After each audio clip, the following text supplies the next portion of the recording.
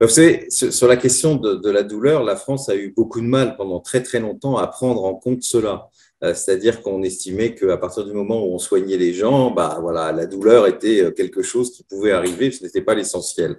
Et je pense que les années 80, et notamment d'ailleurs le combat contre le sida, a fait que c'est devenu à un moment une certaine priorité parce qu'on ne pouvait pas laisser des personnes dans la souffrance, dans la douleur. Je rappelle quand même que jusqu'aux années 80, même l'ordre des médecins était opposé à ce qu'on utilise la morphine et qu'il a fallu se battre pour qu'on puisse utiliser ce produit. Avant, on nous disait, attention, la morphine, ça va accélérer la mort. Bah, quand on est dans des souffrances atroces en fin de vie, je pense que c'est pas très grave. Et puis, on sait que quand c'est dans une période normale, ça n'accélère absolument pas la mort et ça vous rendra pas pour autant addict à ce produit.